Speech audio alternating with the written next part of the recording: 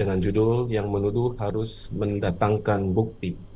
Alhamdulillah Ustadz sudah hadir di hadapan layar kita. Anak sapa dulu. Assalamualaikum Ustadz. Waalaikumsalam warahmatullahi wabarakatuh. Apa Ahlan wa kabar sahlan. Ustadz? Sehat gimana antum? Alhamdulillah Ustadz. Masya Alhamdulillah Allah. baik dan sehat. Ayyakumullah. Masya Allah. Sudah lama Ustadz kita menunda kajian Masya selama dua Allah. bulan lebih ya Ustadz ya. Ayyakumullah. Masya Allah. Ya, qadarullah Ustadz. Baik. Eh, Baik, tanpa berlama-lama, sebelum kita mulai sedikit aturan yang harus Ana sampaikan bahwa marilah kita bersama-sama menyimak, mengingat, menghafalkan dan serta mencatat poin-poin penting dari apa yang akan disampaikan Ustadz nanti. Dan pada sesi kedua akan ada tanya jawab. Silahkan bagi ikhwan bisa menanyakan langsung via Zoom ini ya dengan raise hand. Kemudian bagi akhwat bisa menutup videonya kemudian bertanya juga. Serta bagi yang malu-malu mungkin bisa langsung chat ke akun Nana atau di Zoom ini silahkan. Tafadhol Ustaz, dimulai kajiannya. Baik. Bismillahirrahmanirrahim. Alhamdulillah. Wassalatu wassalamu ala rasulillah wa ala alihi wa sahbihi wa man walah. Alhamdulillah, kita bersyukur kepada Allah Subhanahu wa taala, kembali kita dipertemukan oleh Allah pada malam hari ini untuk melanjutkan pembahasan kitab Al-Arba'in An-Nawawiyah yang ditulis oleh Al-Imam An-Nawawi rahimahullah. Dan insyaallah pada pertemuan kali ini kita akan masuk pada hadis yang ke-33. Dan seperti biasanya kita mendengarkan terlebih dahulu pembacaan hadis ini oleh salah seorang dari peserta. Kami persilahkan. Nah, baik, Ana coba bacakan Ustaz. ya. Al-hadisus salasa wasalasun an Abni Abbasin radhiyallahu anhuma anna Rasulullah sallallahu alaihi wasallam law yu'tan nasu bid'awahum ladda'an rijalun amwala qaumin wa dima'ahum lakinnal bayyinata 'alal mudda'ina wal yamina 'ala man ankara. Baik. Hadisun Berkata, hasanun. nah, Afwan. silakan.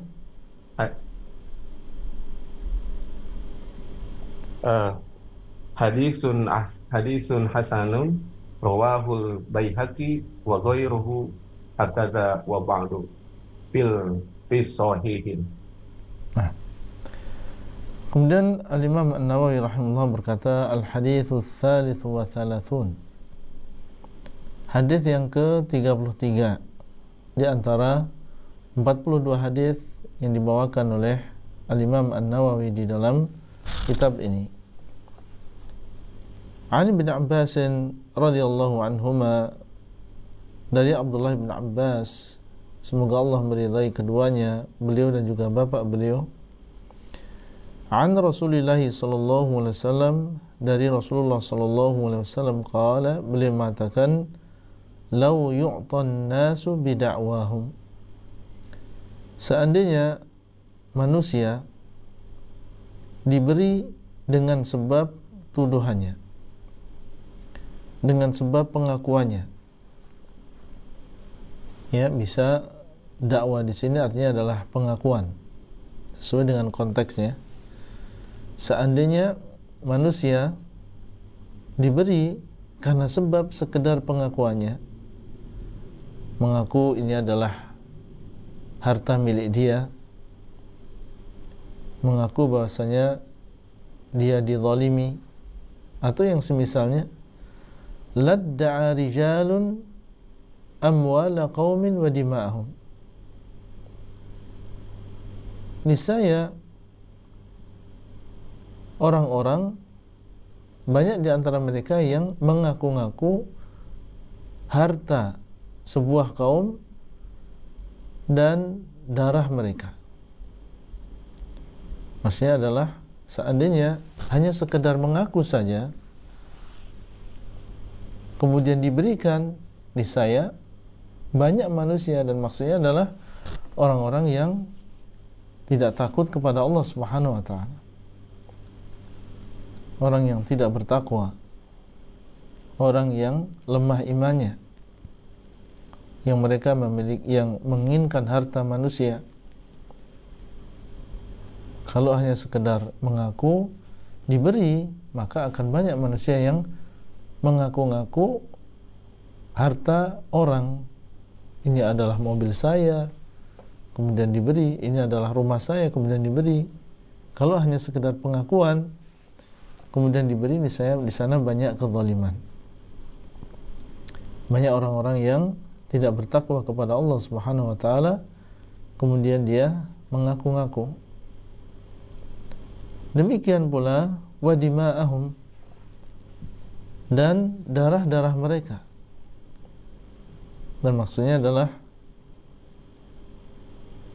nyawa atau yang berkaitan dengan fisik.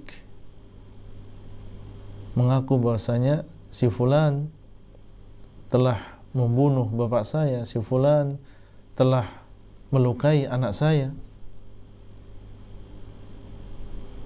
Akan banyak orang yang mengaku-ngaku, sehingga kalau ini dibiarkan tentunya akan tersebar kezaliman. Seandainya setiap orang yang mengaku langsung diakui dan langsung dibenarkan pengakuannya, niscaya akan banyak orang-orang yang mengaku memiliki harta orang lain, mengaku bahasanya orang lain telah mendolimi dari sisi fisik dan seterusnya. Ini muqaddimah dari Nabi SAW. Maka kemudian beliau SAW menyebutkan tentang jalan keluarnya. Bagaimana seandainya terjadi perselisihan, perseteruan di antara manusia, yang satu mengaku demikian, yang lain mengingkari. Yang satu mengatakan ini adalah harta saya, kemudian yang satunya mengatakan ini adalah harta saya. Bagaimana Allah Subhanahu wa taala mengatur, dan kita tahu bahwasanya Islam ini adalah agama yang sempurna. Tidak ada sesuatu yang dibutuhkan oleh manusia kecuali ada di dalam agama ini. Hadis ini adalah merupakan pokok di dalam masalah menghukumi di antara manusia. Sebagaimana disebutkan oleh Ibnu Daqiq Al-Aid ketika beliau mensyarah hadis ini, beliau mengatakan wa hadzal haditsu aslun min usulil ahkam. Dan hadis ini adalah pokok di antara pokok-pokok hukum. Wa 'adhamu marji'in 'inda at-tanazu'i wal khisam. Dan dia adalah marji', tempat kembali yang paling besar ketika terjadi saling berseteru di antara manusia. Wa yaqtadi alla yuhkama li ahadin bid'awahu. Dan di antara faedahnya adalah bahwasanya hadis ini menuntut bahwasanya tidak semua orang yang mengaku kemudian diberikan kepadanya.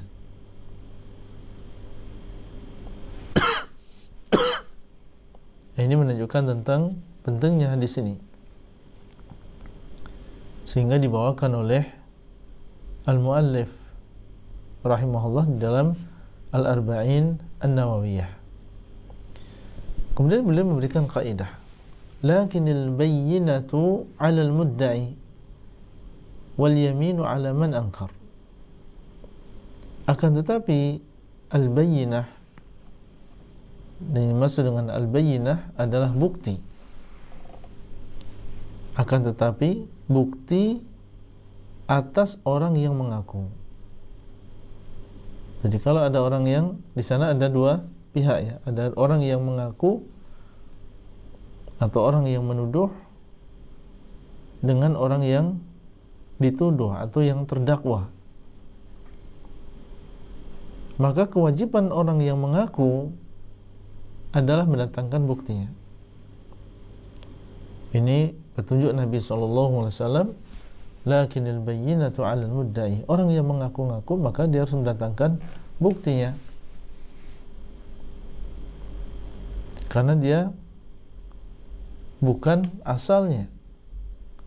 Karena dia bukan asal, sehingga ketika dia mengaku sesuatu, dia diharuskan mendatangkan buktinya. Maka ini adalah langkah yang pertama, yaitu orang yang mengaku tersebut harus mendatangkan bukti. Dan yang dimaksud dengan bukti adalah sesuatu yang menjelaskan kebenaran, sesuatu yang menunjukkan kebenaran. Ini bisa berupa misalnya saksi, ya, ketika dia mengaku bahwasanya si fulan memiliki hutang. Dia mengaku si fulan memiliki hutang, asalnya dia tidak punya hutang. Kemudian dia datang mengaku si fulan punya hutang kepada saya sekian. Karena dia mengaku maka diminta untuk mendatangkan bukti. Di antara buktinya adalah misalnya saksi. Ini saksinya. Dia mendatangkan misalnya 2 orang saksi yang kedua-duanya menyatakan bahwa si fulan telah meminjam uang dari si fulan. Ini termasuk al-bayyinah, ini termasuk bukti bahwasanya pengakuan dia adalah benar. Sebagaimana firman Allah Azza wa Jalla, wastashhidu syahidaini min rijalikum fa in lam yakuna rajulaini farajulu wa imra'atani mimman tardawna minasy-syuhada.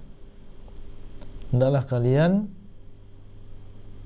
mengambil 2 orang syahid, ya, 2 orang yang bersaksi di antara laki-laki kalian.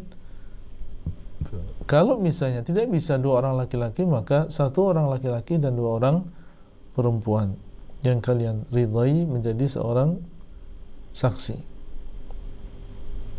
Berarti di antara al-bayyinah adalah saksi. Demikian pula di antara bukti adalah zahir dari keadaan, zahir dari sebuah kondisi. Contoh misalnya ada seseorang, dia mengaku bahwasanya sorban ini adalah milik dia. Ada 2 orang misalnya, satunya tidak memakai sorban, kemudian yang satunya punya sorban di kepala dan di tangannya juga ada sorban.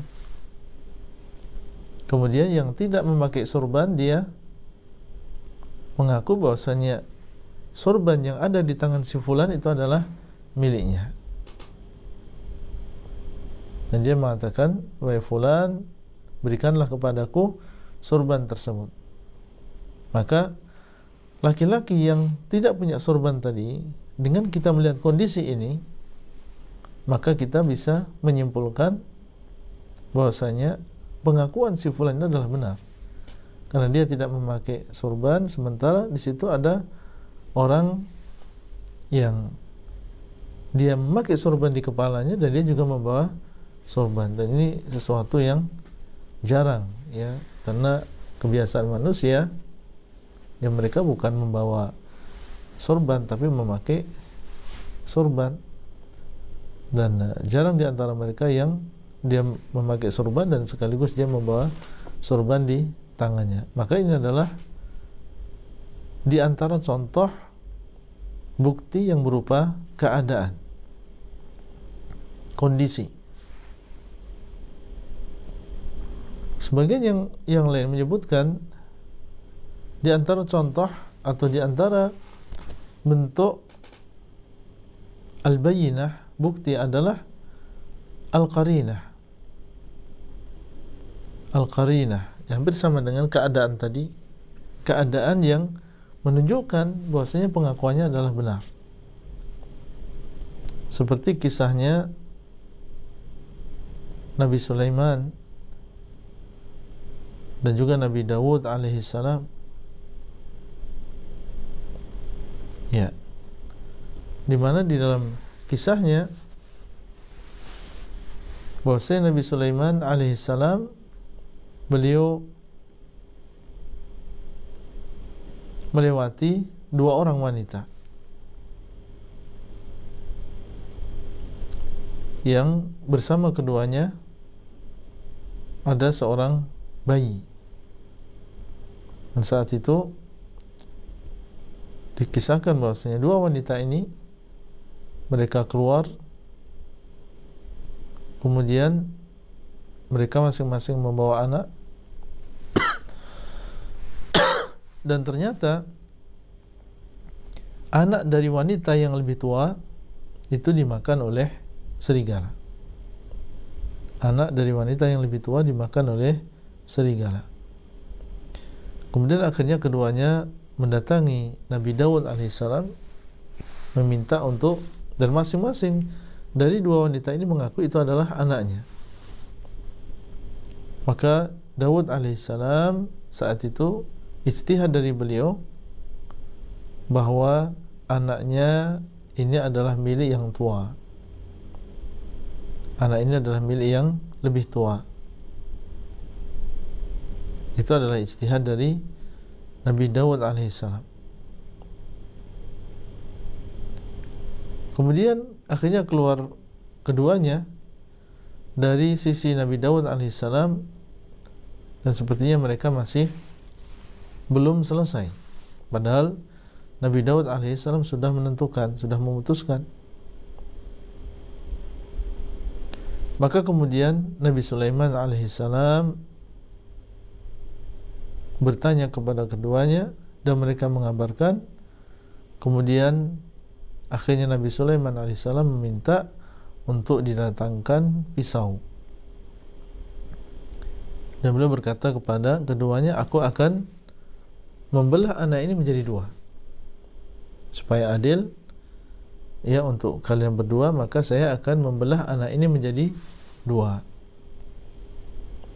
Maka saat itu sikap yang lebih tua dia setuju.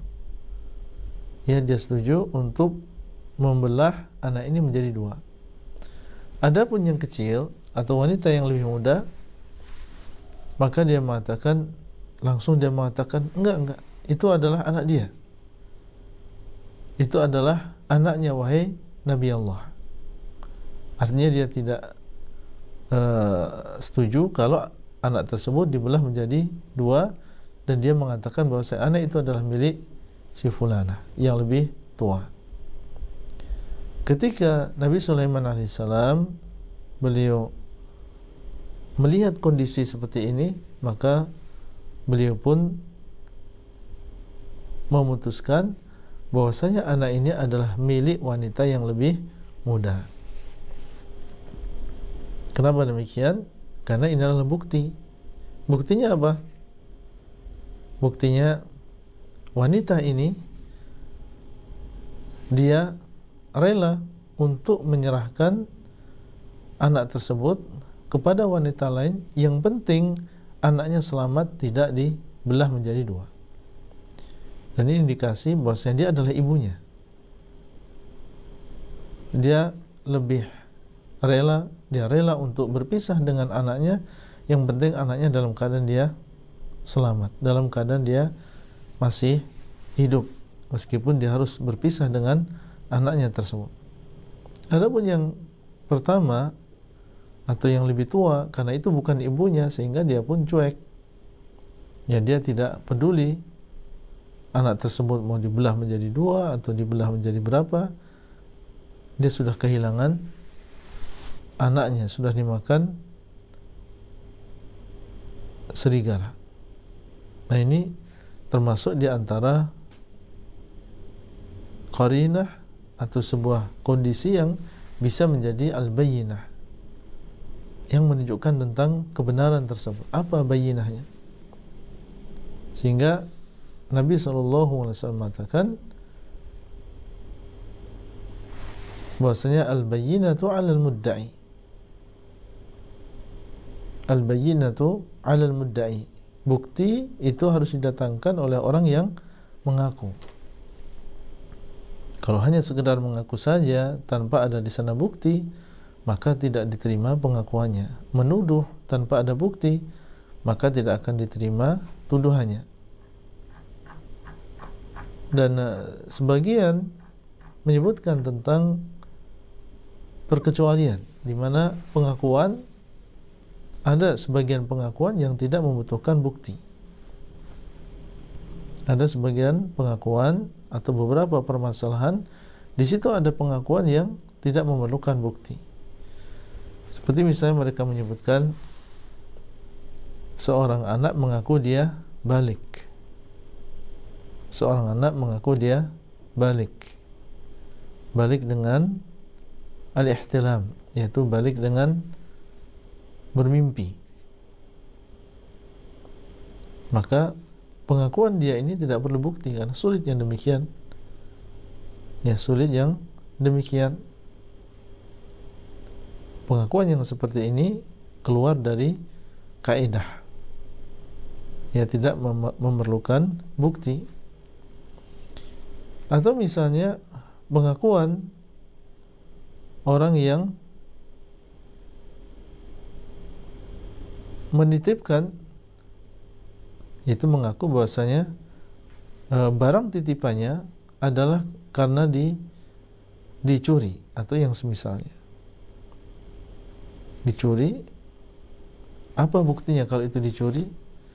Maka di sini sulit bagi dia untuk mendatangkan bukti bahwasanya barangnya dicuri. Nah, ini ada beberapa keadaan di mana sebagian melakukan dakwah mengaku dan tidak diminta darinya untuk mendatangkan al-bayyinah.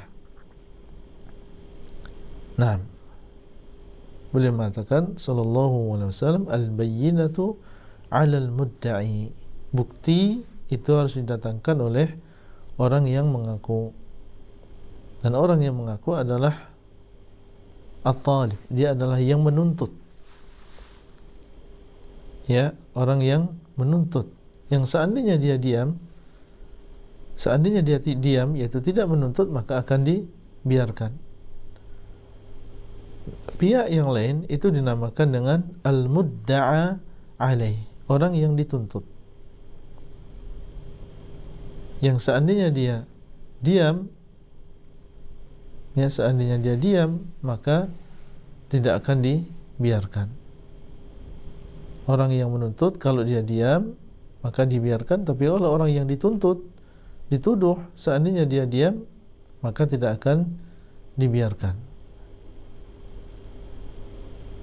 Kemudian beliau sallallahu alaihi wasallam mengatakan, wal yaminu 'ala man ankar. Dan sumpah diwajibkan atas orang yang mengingkari. Jadi seandainya orang yang menuduh tadi membawa buktinya, maka dia diterima pengakuannya, karena dia membawa bukti yang jelas. Tapi kalau dia tidak membawa bukti, maka tidak boleh diterima pengakuannya, tidak bisa diterima pengakuannya. Nah, kemudian Nabi SAW mengatakan, wal yaminu 'ala man ankar. Dan sumpah diwajibkan bagi orang yang mengingkari. Jadi orang yang mengingkari, dia punya kewajiban untuk bersumpah, yaitu bersumpah bahwasanya pengakuan orang ini tidak benar. Dan jadi maksud dengan bersumpah di sini adalah dengan nama Allah Subhanahu wa taala. Dan kita tahu bahwasanya bersumpah ini adalah menunjukkan pengagungan terhadap Allah Rabbul Alamin, dan tidak dilakukan sumpah kecuali dalam sesuatu yang memang sangat penting. Maka barang siapa yang mengingkari, dia harus bersumpah. Dan orang yang bersumpah dengan nama Allah, maka dia harus bersumpah dengan kejujuran, karena dia membawa nama Allah Rabbul Alamin, mengatakan, demi Allah bahwasanya mobil ini adalah milik saya, demi Allah bahwasanya saya tidak membunuh, demi Allah saya tidak demikian. Kadang menetapkan, kadang mengingkari. Maka orang yang mengingkari, dia diharuskan untuk bersumpah, dan bersumpah dengan nama Allah, dan tentunya sebagai bentuk takzim dia kepada Allah Subhanahu wa taala, dia tidak bersumpah kecuali dengan kebenaran, dengan sesuatu yang benar, tidak boleh dusta di dalamnya.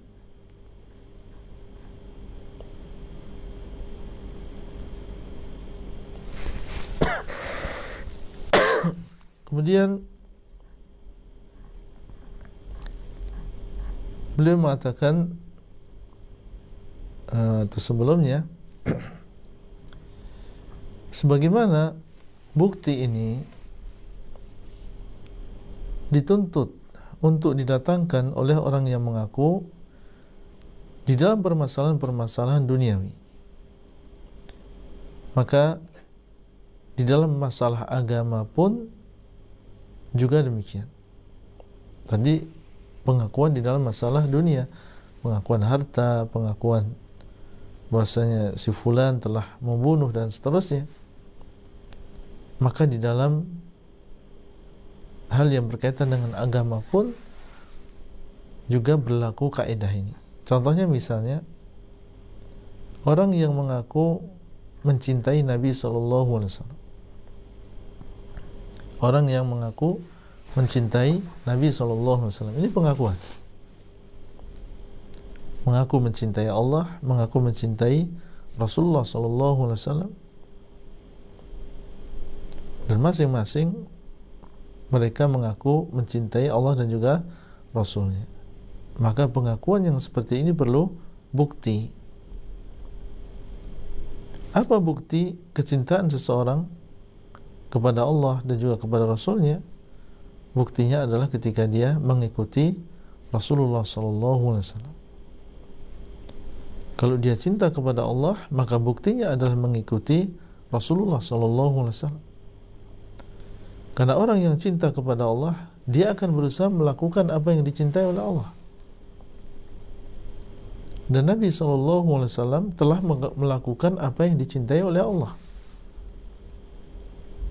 Sehingga kalau kita memang cinta kepada Allah, maka tidak ada jalan lain kecuali kita mengikuti Rasulullah SAW.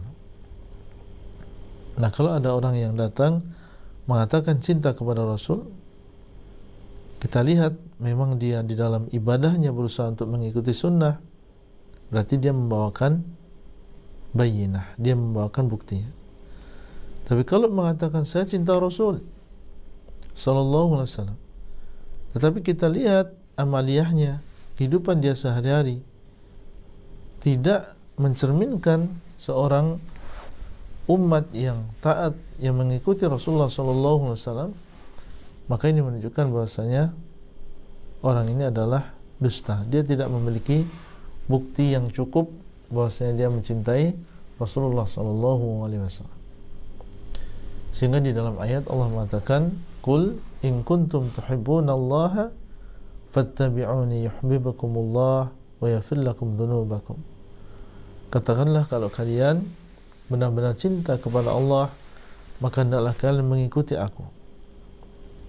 Kalau kalian benar-benar cinta kepada Allah, maka hendaklah kalian mengikuti aku. Niscaya Allah mencintai kalian dan mengampuni dosa-dosa kalian. Al-Imam Ibnu Katsir rahimahullah ketika menafsirkan ayat ini beliau mengatakan, "Hadhil ayatul karimatu hakimatun ala kulli man idda'a mahabbatallah wa laysa huwa ala tariqati al-Muhammadiyah. Beliau mengatakan ayat ini atau ayat yang mulia ini adalah hakim yang menentukan atas setiap orang yang mengaku mencintai Allah sedangkan dia tidak berada di atas jalannya Rasulullah sallallahu alaihi wasallam. Fa innahu kadhibun fi nafsil amr, maka sesungguhnya orang tersebut dusta di dalam perkara ini. Hatta yattabi'a asy-syar'a al-muhammadiyya wad-din an-nabawiyya fi jami'i aqwalihi wa af'alihi.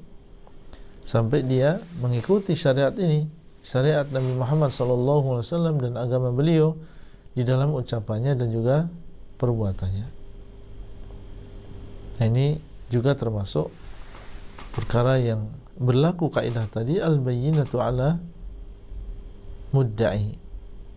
Al-bayyinatu ala mudda'i. Bukti itu dituntut dari orang yang mengaku sebagai orang yang mencintai Nabi sallallahu alaihi wasallam, maka diharuskan dia untuk mendatangkan buktinya. Kemudian beliau mengatakan haditsun hasanun rawahul Baihaqi wa ghairuhu hakadha. Hadis ini adalah hadis yang hasan dan diriwayatkan oleh Al-Imam Al-Baihaqi dan selainnya seperti ini. Wa ba'dhuhu fi sahihain, dan sebagiannya ada di dalam Sahih Bukhari dan juga Sahih Muslim. Dan bahkan sebagian besar lafadznya ada di dalam Sahih Bukhari dan juga Sahih Muslim. Di dalam Sahih Bukhari lafadznya adalah law yu'tan nasu bida'wahum la dhahaba dima'u qaumin wa amwaluhum. Kemudian di dalam Sahih Muslim law yu'tan nasu bida'wahum la da'an nasu dima'a rijalin wa amwalahum walakinnal yamina 'alal mudda'a 'alaihi. Ini menunjukkan bahwasanya sebagian besarnya ada dalam Sahih Bukhari dan juga Muslim.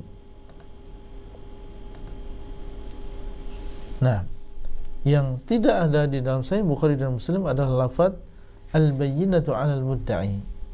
Kalau kita perhatikan dua lafaz tadi, al-bayyinatu 'alal mudda'i ini tidak ada di dalam Sahih Bukhari dan juga Muslim. Tapi kalimat ini al-bayyinatu 'alal mudda'i, bukti harus didatangkan oleh orang yang mengaku, ada di dalam hadis Ash'ath Ibnu Qaisin yang diriwayatkan oleh Al-Imam Bukhari dan juga Muslim.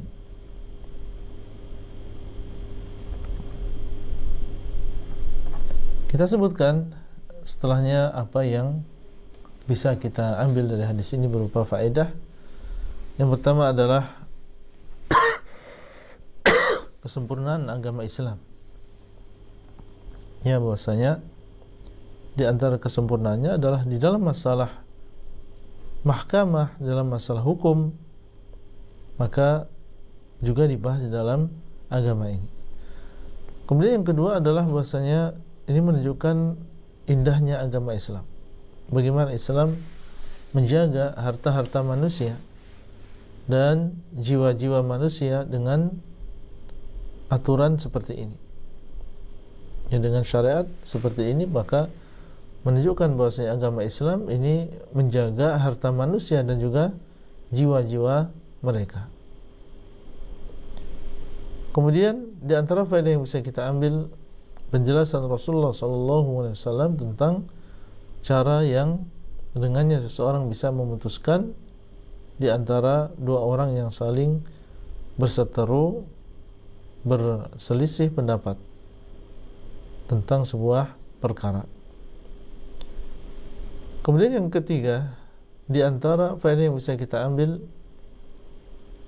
apabila orang yang didakwa tidak mengakui, orang yang dituduh tidak mengakui, maka kewajiban orang yang menuduh adalah mendatangkan bukti. Tapi kalau dari awal orang yang dituduh mengakui, ya sudah selesai. Tapi kalau dia tidak mengakui, maka yang menuduh harus mendatangkan buktinya. Nah, kalau yang keempat, faedahnya adalah kalau sampai, atau yang kelima, sang penuduh tidak membawa buktinya, maka orang yang dituduh diharuskan dia untuk bersumpah. Dan kalau dia bersumpah, maka hilang atau tidak mengenai dia tuduhan tersebut. Ya, kalau dia bersumpah, maka tidak mengenai dia tuduhan tersebut, tidak diterima tuduhan tadi. Kalau dia tidak mau bersumpah, maka tuduhan tadi berarti benar. Ya, kalau dia bersumpah, maka tidak diterima tuduhannya. Tapi kalau dia tidak mau bersumpah, maka tuduhan tadi adalah benar. Sehingga yang dimenangkan adalah orang yang mengaku. Nah, ini penjelasan atau sedikit penjelasan dari hadis Abdullah bin Abbas. Semoga Allah SWT memberikan kepada kita semuanya ilmu yang bermanfaat. Masih ada waktu, insyaallah sampai jam 9 mungkin ada pertanyaan dari para ikhwan dan juga para akhwat sekalian. Kami persilahkan. Jazakumullah khairan Ustadz atas penjelasan dari hadis arba'in ke-33 ini Ustadz, sangat faedahnya sangat banyak, dan mudah-mudahan kita mengambil ibrah dari ini. Langsung saja Ustadz, ada penanya dari Prancis, Ibu Idar, tafadhol Ibu. Assalamualaikum warahmatullahi wabarakatuh, Ustadz dan admin. Assalamualaikum warahmatullahi wabarakatuh. Begini Ustadz, saya punya abang yang sudah meninggal 2 tahun yang lalu. Sewaktu dia masih hidup, saya berkata bahwa saya tidak mau dia meninggalkan utang kalau dia mati. Jadi saya tanya, apakah abang masih punya utang? Karena saya tahu dia memang sering berutang. Berapa kali saya tanyakan secara lisan dan juga secara tertulis di WhatsApp. Sampai sekarang saya masih punya jawabannya. Apakah dia masih punya utang? Jawabannya tidak. Kemudian setelah dia meninggal, ada yang mengatakan masih keponakan ya, ponakan dari artinya anak dari kakak saya satu bapak. Dia mengatakan bahwa abang saya dulu meminjam 2 juta rupiah pada tahun 1986. Dan itu sudah dibayar 2 juta, tapi baru tahun 2000 mungkin. Dan waktu itu tidak ada masalah. Waktu abang saya masih hidup, tidak ada masalah. Dia tidak minta pada abang saya kira. Kemudian waktu dia meninggal, waktu dia meninggal, ponakan saya ini mengatakan dia berutang 2 juta pada tahun 86 dan dibayar 2 juta pada tahun 2000, kalau tidak salah tahun 2000, dan itu beda, ya nilainya berbeda katanya. Terus kemudian waktu penguburan, waktu pemakaman, dia bilang pada istrinya, lupakan saja. Kemudian waktu dia mengetahui bahwa abang saya mempunyai aset, yaitu sebuah rumah yang belum dijual sampai sekarang, katanya kalau dia punya aset, dia minta supaya utang tahun 1986 itu dinilai dengan emas, dan kira-kira itu 100 gram emas katanya. Tapi tidak ada buktinya.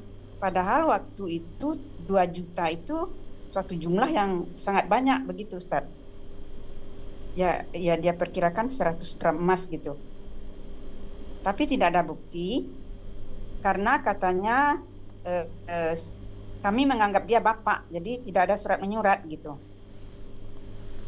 Sampai sekarang persoalannya belum beres karena saya merasa begitu, masa utang sebesar itu tidak ada tulisan begitu, tidak ada apa-apa. Dan katanya istri abang saya mengetahui, tapi waktu saya tanya ke istri abang saya, dia katanya nggak tahu. Dan juga penggunaannya, pertama katanya itu untuk nyogok, jadi pegawai negeri. Kemudian lagi sudah itu katanya untuk beli mobil. Jadi saya rasanya tidak ingin membayar gitu Ustadz, karena tidak ada bukti sama sekali, walaupun itu ponakan gitu. Gimana sebaiknya itu Ustadz? Terima kasih. Ya. Perkara seperti ini sebenarnya ranahnya adalah pengadilannya, mereka yang menentukan siapa yang berhak dan mana yang pihak yang menang dan mana yang kalah, mana yang benar, mana yang salah. Ini sebenarnya ranahnya adalah pengadilan. Tapi kalau kita kembali kepada kaidah tadi, maka memang yang mengaku ini harus mendatangkan bukti. Yang mengaku ini dia harus mendatangkan buktinya. Kalau dia membawa buktinya, maka dia di pihak yang kuat. Tapi kalau dia tidak membawa bukti, maka dia di pihak yang lemah, tidak bisa diterima apa yang menjadi pengakuan dia. Dan nasihat saya ini dikembalikan kepada pengadilan. Ya, dikembalikan kepada pengadilan, nanti mereka yang akan menentukan perkaranya. Wallahu taala a'lam. Nah,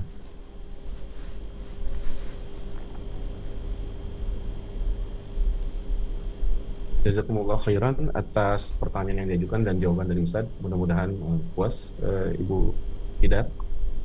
Berikutnya Ibu atau Ukhti Putri dulu dari Bandung. Tafadhol. Assalamualaikum warahmatullahi wabarakatuh, Ustadz. Assalamualaikum warahmatullahi wabarakatuh. Ada titipan pertanyaan Ustadz dari saudara Ana. Ustadz, beliau memiliki hutang, tetapi beliau sudah benar-benar tidak mampu lagi untuk membayarnya. Sudah berusaha sana kemari gitu Ustadz. Dan beliau bilang pernah mendengar kajian juga bahwa ketika benar-benar tidak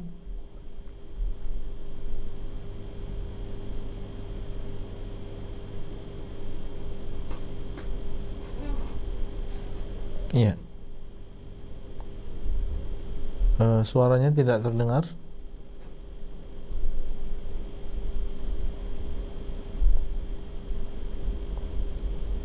Iya. Oke. Bisa diulang? Iya, bisa diulang pertanyaannya?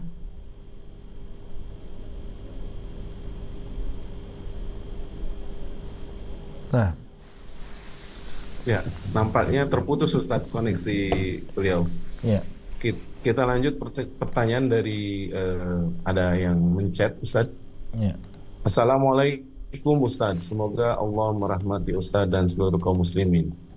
Pertanyaan saya, apabila seseorang sebut saja Rian tertuduh hal negatif dari banyak orang, tidak ada bukti dan saksi, tapi anehnya banyak orang yang percaya berita tersebut dan mencela Rian dengan berlebihan. Beberapa waktu kemudian ternyata terbukti bahwa apa yang banyak orang tuduhkan tersebut ternyata tidak benar. Tapi sayangnya sudah banyak orang yang mencela Rian atau si Fulan. Pertanyaannya Ustadz, apakah orang yang mencela si Fulan ini harus minta maaf secara langsung? Barakallahu fiik Ustadz. Iya. Tentunya ini adalah sebuah kezaliman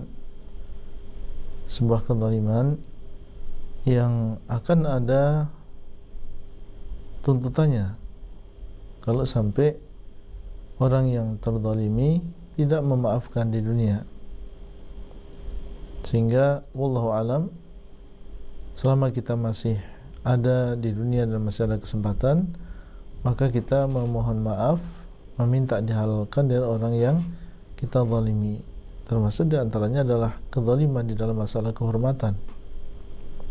Kalau memang kita dahulu menuduh dengan tuduhan yang tidak benar kepada seseorang, maka hendaklah kita memohon maaf kepada beliau. ia memohon maaf kepada beliau atas kekhilafan, atas kesalahan ini. Kemudian juga bertobat kepada Allah Subhanahu wa taala karena telah menuduh seorang muslim tanpa hak, dan berjanji untuk berhati-hati di masa yang akan datang, jangan sampai dia tergesa-gesa menuduh seseorang dengan tuduhan yang tidak benar. Maka yang lebih berhati-hati adalah menyampaikan minta maafnya atas kesalahan tersebut. Wallahu ta'ala a'lam. Nah, Jazakumullah khairan bagi penanya dan juga jawaban dari Ustadz. Kita kembali ke Ukti Putri dari Bandung. Tadi terputus koneksinya. Apakah akan dilanjut? Iya, afwan Ustadz, tadi ada masalah dengan jaringan. Ya, Ustadz, yang tadi masalah hutang itu Ustadz, gimana ya Ustadz ya, kalau benar-benar tidak mampu katanya, apakah nanti akan dibantu oleh Rasulullah di akhirat? Terus yang pertanyaan yang kedua, kalau kita kan memang beribadah mengikutin caranya Rasulullah ya Ustadz ya.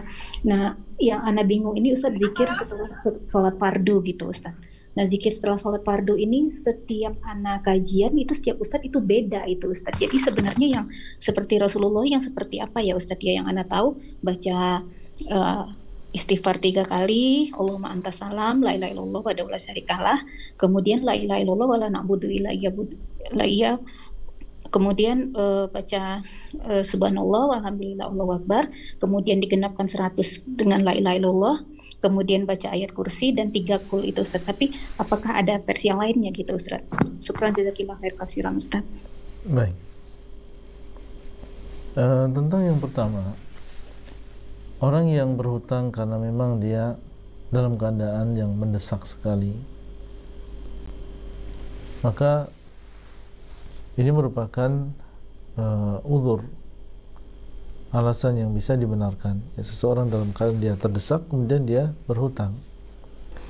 Yang tidak dibenarkan adalah seorang bermudah-mudahan berhutang dalam perkara yang tidak daruri, tidak darurat, tidak mendesak, hanya karena untuk kepuasan hawa nafsu, karena ingin dilihat orang dan seterusnya. Maka ini berhutang yang tidak dibenarkan yang demikian. Seandainya seseorang terpaksa berhutang, kemudian ternyata qadarullah dia belum bisa untuk membayarnya dan sama sekali tidak mampu, tidak ada di sana jalan. Setelah dia berusaha bekerja, dia berusaha untuk mencari jalan untuk bisa membayarkan hutang tersebut, maka kita berharap kalau memang dia sudah berusaha sekuat mungkin, masuk dalam firman Allah Azza wa Jalla, la yukallifullahu nafsan illa wus'aha. Allah tidak membebani seseorang kecuali sesuai dengan kemampuannya. Tapi itu tadi, harus jujur, dia sudah benar-benar berusaha dan tidak mampu, bukan karena malas. Dan disebutkan dalam hadis bahwasanya Nabi SAW mengatakan, man akhadha amwalan nasi yuridu ada'aha addallahu anhu. Barang siapa yang mengambil harta manusia, maksudnya adalah meminjam, maka dan dia ingin mengembalikan pinjaman tersebut, maka Allah Subhanahu wa taala akan memudahkan baginya. Nah, ini hadis ini menunjukkan bahwasanya orang yang insyaallah benar-benar ketika dia pinjam ingin mengembalikan, Allah Subhanahu wa taala akan memudahkan dia untuk mengembalikan. Dan shadaqa Rasulullah sallallahu alaihi wasallam, benar apa yang diucapkan oleh Nabi sallallahu alaihi wasallam, orang yang memang dia ingin mengembalikan maka dia akan berusaha. Setiap kali dia dapat uang, dia sisihkan ini untuk bayar hutang meskipun hanya sebagian, menunjukkan tentang i'tikad baiknya. Tapi ada sebagian orang meminjam, kemudian dia mendapatkan uang dan dia menunda-nunda. Tidak ada i'tikad baiknya untuk membayar hutang tersebut. Maka orang yang seperti ini dikhawatirkan dia sulit untuk membayar hutangnya karena dia sendiri kurang i'tikad baiknya, keinginan baiknya untuk membayar hutang. Dan ini adalah sebuah kezaliman. Nabi SAW mengatakan matal ghaniyyi zulmun. Matal ghaniyyi zulmun. Ya, seorang yang kaya yang dia menunda-nunda untuk membayar hutang, maka ini adalah sebuah kezaliman. Zalim kepada orang yang memiliki uang tersebut. Jadi kesimpulannya, seseorang berusaha, ya, seorang berusaha untuk membayar hutangnya, dan seandainya benar-benar dia kalau dia mampu, maka dia hendaklah bayarkan sesuai dengan kemampuan. Kalau dia tidak mampu, maka sebagaimana yang tadi kita sebutkan, la yukallifullahu nafsan illa wus'aha. Dan sebagian ulama mereka mengatakan bahwasanya untuk antara dia dengan Allah dimaafkan. Maksud dari keterangan tadi adalah antara dia dengan Allah dimaafkan. Tapi antara dia dengan orang yang dia hutangi, ya, dengan orang yang punya uang tadi, maka harus ada qisas. Harus ada qisas, yaitu di akhirat. Kalau memang dia tidak mampu membayar di dunia, maka nanti akan ada qisas di akhirat. Kalau memang orang yang punya uang tadi dia tidak memaafkan dan tetap menganggap itu sebagai hutang, kalau kita tidak mampu, maka antara kita dengan Allah dimaafkan. Tapi antara kita dengan manusia, maka di sana akan ada qisas, dan qisas di akhirat ini berupa kebaikan dan juga kejelekan. Akan diambil kebaikan yang dimiliki oleh orang yang berhutang tadi sesuai dengan kadar hutangnya. Nah, wallahu taala a'lam. Tadi pertanyaan keduanya Ustaz tentang zikir yang afdol setelah sholat wajib Ustaz. Baik. Zikir-zikir yang datang dari Nabi SAW memang bukan hanya satu jenis, ya. Di sana ada beberapa zikir Nabi SAW seperti yang disebutkan dalam pertanyaan tadi. Itu adalah salah satu di antaranya, ya, tasbih 33 kali, tahmid 33 kali, takbir 33 kali, kemudian diakhiri dengan la ilaha illallah wahdahu la syarikalah lahul mulku wa lahul hamdu wa huwa ala kulli syai'in qadir. Nah, terkadang Nabi SAW bertasbih 10 kali, bertahmid 10 kali, bertakbir 10 kali. Dan kalau tidak salah ada di sana riwayat beliau bertakbir, bertasbih 25. Ya, ini menunjukkan bahwasanya di sana ada beberapa jenis zikir ya setelah sholat 5 waktu yang datang dari Nabi SAW. Maka yang kita lakukan adalah terkadang melakukan yang ini, terkadang melakukan itu, kalau memang kita ingin sempurna dalam mengikuti sunnah Nabi dalam zikir setelah sholat. Tapi seandainya seseorang mencukupkan diri dengan salah satu di antaranya, maka tidak masalah, sehingga tidak perlu dibingungkan. Yang penting apa yang kita baca ada dalilnya, dan pilih buku-buku zikir yang ditulis oleh para syekh-syekh ahlu sunnah atau asatidzah ahlu sunnah, maka insya Allah seorang akan tenang. Dan di antara kitab yang bagus di sini adalah kitab Hisnul Muslim. Hisnul Muslim yang ditulis oleh Syekh Sa'id Al-Qahtani. Dan kitab ini telah diterjemahkan dalam berbagai bahasa, termasuk di antaranya dalam bahasa Inggris, bahasa Indonesia. Disebutkan oleh beliau di situ, di antaranya adalah zikir setelah salat. Nah, wallahu taala a'lam. Jazakumullah khairan Ustaz atas jawabannya dan juga kepada penanya tadi. Nampaknya sudah tidak ada yang bertanya, raise hand. Baik. Tapi ini ada satu pertanyaan via chat Ustaz. Ya. Boleh Ustaz? Baik. Nah, Bismillah, Assalamualaikum. Semoga Allah selalu merahmati Ustadz beserta tim dan kaum muslimin. Ana Mirza dari Tangerang. Afwan Ustadz ingin bertanya, jika ingin membayar hutang dan ingin menjual aset berupa rumah atas nama Ana pribadi yang saat ini dikontrak orang, tetapi ibu Ana menolak keras karena bisa untuk tabungan atau warisan ke anak nanti. Sudah Ana coba bujuk beliau, tapi qadarullah beliau tidak mau. Saya takut dosa melawan orang tua. Tapi di sisi lain, ada hutang yang mesti Ana bayar secepatnya. Sikap terbaik apakah yang harus saya tempuh, Ustaz? Syukron, jazakallah khairan, barakallahu fiikum. Baik, wallahu taala alam. Di sini dia dihadapkan oleh yang pertama, dia punya kewajiban untuk membayar hutangnya. Dan syariat menuntut dia untuk segera membayar hutang kalau dia memang punya uang. Kemudian yang kedua, tentang ketaatan kepada orang tua. Dan kita tahu bahwasanya ketaatan kepada orang tua itu adalah ketaatan yang terbatas. Ketaatan selama tidak bertentangan dengan syariat. Selama tidak bertentangan dengan syariat.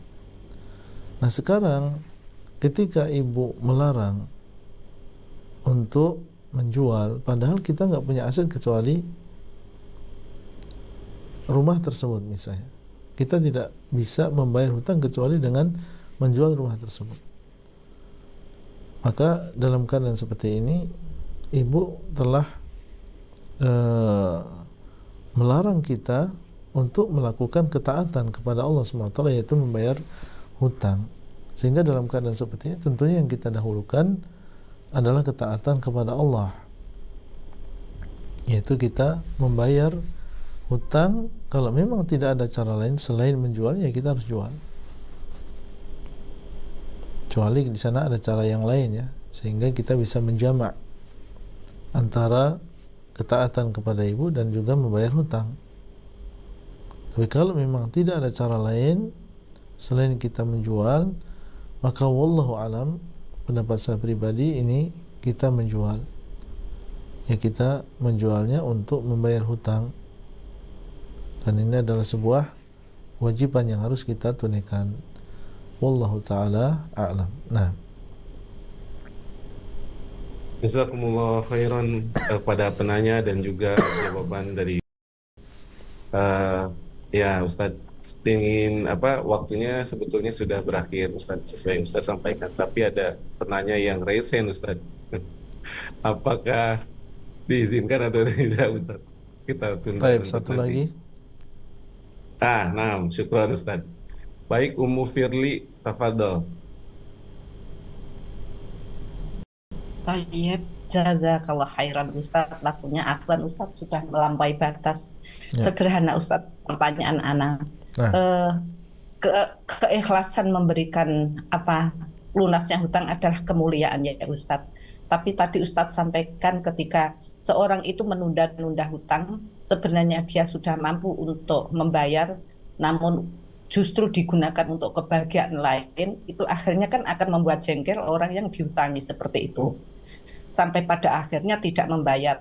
Nah, bolehkah hati seorang yang memberikan hutang itu bergumam, kita tagih di akhirat kelak seperti itu Ustaz, saking jengkelnya. Ya. Mohon pencerahannya Ustaz. Barakallahu fiik, jazakallah khairan. Ya. Kita katakan boleh-boleh saja seseorang mengatakan demikian, bukan merupakan dosa, karena memang kenyataannya demikian. Orang yang tidak menerima haknya di dunia, maka dia akan menerima hak tersebut di akhirat. Orang yang terzalimi di dunia dan tidak menerima haknya di dunia, maka dia akan diberikan hak tersebut di akhirat secara sempurna. Dia tidak akan masuk ke dalam surga seandainya dia penduduk surga, dan tidak akan masuk ke dalam neraka seandainya dia penduduk neraka, kecuali setelah disempurnakan hak-hak tersebut.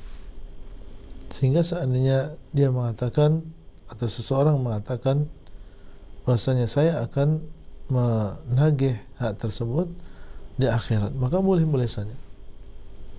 Ya. Karena memang demikian yang disebutkan di dalam agama kita, seperti yang tadi kita sebutkan.